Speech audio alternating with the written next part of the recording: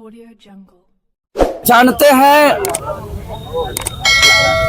सिद्धू कान्हू फूलो झानो चांद भैरव वीरों की धरती उपराजधानी दुमका से झारखंड लोकतांत्रिक क्रांतिकारी मोर्चा के साथी अमित मंडल जी समेत तमाम क्रांतिकारी साथियों ने विभिन्न क्षेत्र खतियानी पद यात्रा करते हुए लगभग 570 किलोमीटर का जटिल मार्ग को तय करते हुए आज राजधानी रांची के राजभवन के समीप पहुंचा है।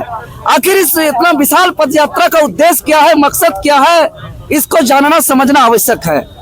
जैसा कि आप लोग जानते हैं, लंबे त्याग बलिदान कुर्बानी के परिणाम स्वरूप 15 नवंबर 2000 को अलग झारखंड राज्य गठन होता है और जो झारखंड अलग राज्य के गठन का जो आधार था वह भाषा, संस्कृति और शोषण था। लेकिन जिस उद्देश्य से अलग राज्य का गठन हुआ, ना भाषा संरक्षण है, ना अपना अस्मिता का संरक्षण है, ना ही शोषण खत्म हुआ। आज 15-25 साल के बावजूद बीतने के बावजूद आज राज्य में हुई झारखंडी कौन झारखंडी है इसका पहचान नहीं हुआ है। यह दुर्भाग्य है। आज नियोजन नीति के बिना लगातार नियुक्तियां बांटी जा रही है और बाहर के राज्य के नौजवानों को नौकरी मिल रहा है और झारखंडी नौजवान को नौकरी से बाहर किया जा रहा है। और जो खतियान आधारित स्थानीय नीति का जो विधेयक है, इस विधेयक को बार बार, चाहे वो आजसू की सरकार हो, बीजेपी की सरकार हो, जेएमएम कांग्रेस की सरकार हो, सबों ने सिर्फ और सिर्फ लटकाया है, भटकाया है, अटकाया है और इसको लटका करके, भटका करके, अटका करके आज तक इस विधेयक को पारित होने नहीं दिया है। आपको हम याद दिलाएंगे, अगर स्थानीय नीति की बात करते हैं तो तमाम झारखंड को स्थानीय नीति के बारे में जानकारी होना चाहिए। और यहाँ के तमाम जितना भी मठाधीश है, जितना भी हुक्मरान है, जितना भी सत्ता के स्वाद चखने वाले हुक्मरान है, आखिर क्यों लागू नहीं हो पा रहा है, इसका हम जवाब चाहते हैं। सिंपल सा चीज है, क्यों आखिर नहीं हो रहा है। 15 नवंबर 2000 को झारखंड अलग राज्य हुआ। 8 अगस्त 2002 को बाबूलाल मरांडी के नेतृत्व में बनी सरकार सबसे पहले स्थानीय नीति को परिभाषित किया था और उसमें तय किया गया था कि जिला के आधारित स्थानीय नीति होगा, जिसका नाम या जिसका पूर्वज का नाम अंतिम सर्वे के रिपोर्ट में दर्ज होगा वही झारखंड का निवासी होगा। झारखंड के जन भावना के अनुरूप था। लेकिन 23 नवंबर 2002 को एक याचिका के आधार पर माननीय हाईकोर्ट ने उस विधेयक को निरस्त कर दिया। लेकिन दुर्भाग्य, बाबूलाल मरांडी जी इस लड़ाई का कानूनन लड़ाई नहीं लड़े। दुर्भाग्य, इस सरकार, तत्कालीन बाबूलाल मरांडी की सरकार विधेयक पर उदासीन रवैया दिखाए और टाल मटोल करते हुए उसको ठंडा अवस्था में छोड़ दिए। दुष्परिणाम ये हुआ कि अंततः जब उसके बाद 2010 में जब अर्जुन मुंडा की सरकार बनी थी, तब एक मंत्रिमंडलीय का उप समिति गठन किया गया था यही स्थानीय नीति को परिभाषित करने के लिए। और तब उस उप समिति का हम दावे के साथ कहते हैं, शर्म आना चाहिए आजसू पार्टी को कि आजसू पार्टी के सुप्रीमो सुदेश कुमार महतो को अर्जुन मुंडा कार्यकाल में जो स्थानीय नीति मंत्रिमंडलीय उप समिति गठन किया गया था उसको मुख्य संयोजक बनाया गया था।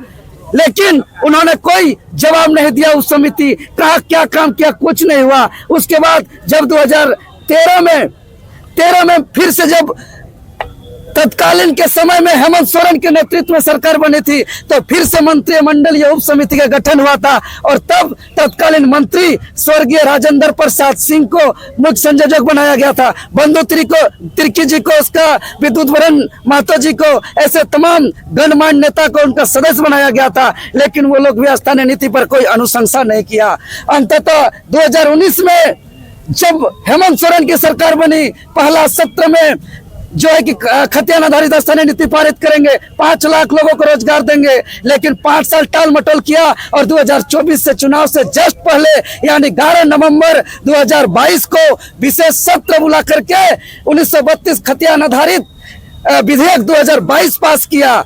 लेकिन जिसको पारित करते हुए राजभवन को भेजा, राजभवन में लंबे समय तक स्थिर अवस्था में रहा और जब फिर से जब शीतकालीन सत्र दिसंबर महीना में आया तब राजभवन में उसको कुछ संदेश के साथ वापस किया और उसी सत्र में यानी 20 दिसंबर 2023 को चुनाव विधानसभा चुनाव को देखते हुए यहाँ के झारखंडियों को फिर से धोखा देते हुए उसको विधानसभा से पारित किया और आज तक ठंडा अवस्था में है। बजट सत्र के दौरान हमारा झारखंड लोकतांत्रिक क्रांतिकारी मोर्चा के एकलौता डुमरी विधायक माननीय टाइगर जयराम महतो जी बजट सत्र में जोर शोर से सदन के अंदर उठाया था इस बात को, लेकिन यहाँ बैठे तमाम मंत्री विधायक और सरकार जवाब नहीं दे पाया और बार बार टाल मटोल कर रहा है। धोखा देने के लिए 9वीं अनुसूची में दिया था। अरे 2016 में जब रघुवर दास की सरकार बनी थी कटअप बस जो है कि 1985 के आधार पर जो स्थानीय नीति बनाया था, कोई सत्र नहीं था, कोई विधेयक नहीं था, कैबिनेट में इसको पास किया था। तो मुख्यमंत्री को हम साफ साफ कहते हैं कि अगर कहते हैं खुद को अब वह सरकार अगर झारखंडियों के प्रति प्रेम है, अगर झारखंडियों के भावना का आदर है तो तत्काल कैबिनेट में इस कैबिनेट में खतियान आधारित स्थानीय नीति को परिभाषित करिए। कैबिनेट से पास हो जाएगा ये नीति, ये कानून कैबिनेट से पास हो जाएगा। इस 9वीं अनुसूची में डाल देते हैं, अपना पल्ला झाड़ना चाहते हैं ताकि एक ऐसा बात कि हम तो पास कर दिए लेकिन केंद्र नहीं दे रहा है। जैसे कहते हैं ना कोई उम्र पार होता है बच्चा लोग को, अरे शादी कब करोगे, उम्र हो रहा है तो तैयारी करने वाला बच्चा क्या बोलता है, शादी करने का मन नहीं रहता है तो रुकिए आईएएस बनेंगे, जब पीएससी निकलेगा यूपीएससी निकलेगा तब करेंगे। अरे भाई इनडायरेक्टली उसको मना करना है, अभी शादी नहीं देंगे, इसलिए घुमा के बोलता है कि यूपीएससी जब पीएससी क्वालिफाई करने के बाद शादी करेंगे। वही काम टाल मटोल वाला हेमंत सोरेन जी कर रहे हैं। इसको कह दे कि 1932 खतियान देना है कि नहीं देना है, अगर देना है तो 9वीं सूची में धकेलने का काम न करे, उसको कैबिनेट में इसको पारित करे, इसको लागू करे और दरोगा का वैकेंसी लाए, जेपीएससी का वैकेंसी लाए और जो है कि सीजीएल के मामलों पर क्लियर करे और तमाम दरोगा का विज्ञापन लाए और यहाँ पे तमाम वैकेंसी जो अभी पड़ा हुआ है लंबित है उसमें यहाँ के लोगों को रोजगार दिया जाए, नौकरी दिया जाए। अन्यथा अभी शीतकालीन सत्र शुरू होने वाला है। शीतकालीन सत्र में यह सरकार का विधानसभा सत्र हम लोग चलने नहीं देंगे। पूरा झारखंड लोकतांत्रिक क्रांतिकारी के बैनर तले पूरे झारखंड के आम आवाम शीतकालीन सत्र के दौरान हम लोग सब सदन में जाने का काम करेंगे। विपक्ष का आरोप है कि आदिवासी समाज को वोट बैंक को देखते हुए इस मुद्दा को लगातार अब उठाया जा रहा है। देखिए बता दे रहे झारखंड राज्य एक गंभीर बीमारी की अवस्था में गुजर रहा है। एक इतना भयंकर बीमारी है झारखंड को कि वो आईसीयू में एडमिट है और ऐसा आईसीयू में एडमिट है कि आज भाजपा कांग्रेस जेएमएम के लोग इलाज नहीं कर पा रहे हैं। इसलिए गंभीर अवस्था आईसीयू में एडमिट झारखंड को इलाज करने के लिए हम लोग टाइगर जयराम महतो के नेतृत्व में है और इसका दवा और इलाज हम ही लोग कर सकते हैं और इसका दवाई संजीवनी बूटी खतियान है, बाकी सब इलाज हो जाएगा। हम कब कहते हैं कि आदिवासी मूलवासी का लड़ाई में नहीं लड़ रहे हैं, अरे हर लड़ाई में हम लोग आगे रहते हैं। हर बंदी हो, चाहे घेरा हो, चाहे बदन में लाठी खाना हो, चाहे जेल जाना हो, चाहे एफआईआर लेना हो, आप इतिहास देख लीजिए। जब से बुद्धि संभाले हैं तब से लड़ाई लड़ रहे हैं। ये फालतू वाला बकवास 2-4 आदमी का जवाब और वो सवाल का इशू मत बनाइए। सबसे गंभीर अवस्था अगर कोई चीज है तो वो खतियान आधारित स्थानीय नीति है, नियोजन नीति है। यह झारखंडियों का अधिकार है, यह झारखंडियों का अस्मिता है, यह झारखंडियों का पहचान है। इसको अटकाया भटकाया लटकाया न जाए।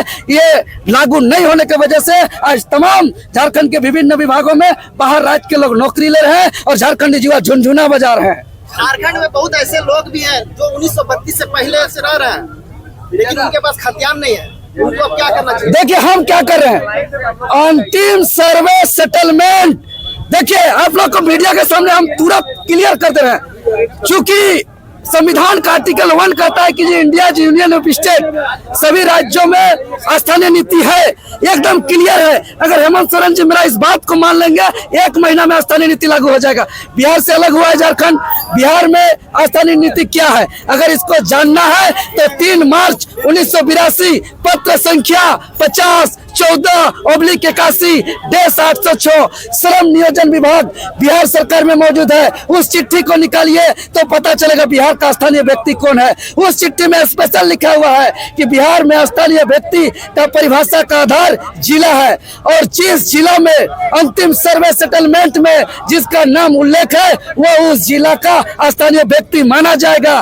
और यह इसी के आधार पे बिहार में स्थानीय नीति परिभाषित है और इसी के आधार पे नियुक्ति दिया जा रहा है। जब बिहार में ये नीति चल सकता है तो झारखंड सरकार को हम ध्यान आकृष्ट करना चाहते हैं कि बिहार पुनर्गठन अधिनियम 2000 की उपधारा 85 में झारखंड सरकार को अधिकार है कि बिहार सरकार का कोई भी गजट को, कोई भी अध्यादेश को, कोई भी नियम कानून को वो अंगीकृत कर सकता है। तो बिहार पुनर्गठन अधिनियम 2000 की उपधारा 85 में शक्ति प्रदत्त के अनुसार झारखंड सरकार 3 मार्च 1982 पत्र संख्या 5014/81/806 को अंगीकृत करे। कोई असंवैधानिक नहीं है, कोई गैर कानूनी नहीं है। बिहार में जब कानूनी हो सकता है तो झारखंड में भी हो सकता है।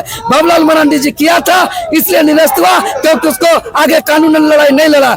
आज देखिए तमिलनाडु का उदाहरण बताते रहे, 12 को विधेयक लाया था, 12 विधेयक लाया था तमिलनाडु की सरकार, जो कुलपति का चयन राज्यपाल के अधिकार से राज्य सरकार को छीन के लेने का 12 विधेयक को राज्यपाल रोका था। तो फिर वो सुप्रीम कोर्ट चला गया, तभी जाकर के 10 विधायक को फिर से सुझाव देते हुए वापस किया और 2 विधायक को विचार के लिए राष्ट्रपति के पास भेजा, तभी फिर से पारित करते हुए बहु उसको ये पारित किया तमिलनाडु सरकार ने। अंततः फिर जब उस 10 विधेयक को फिर से वो ये राष्ट्रपति के पास विचार के लिए भेजा, तब माननीय सुप्रीम कोर्ट ने कह दिया कि कोई भी राज्यपाल राजनीतिक में प्रेरित होकर काम नहीं कर सकता है, कोई भी राज्यपाल विरोधाभास होकर के काम नहीं कर सकता है, कोई भी राज्यपाल अगर कोई भी विधेयक को पास किया जाता है तो वो 1 महीने 1 बार वापस कर सकता है।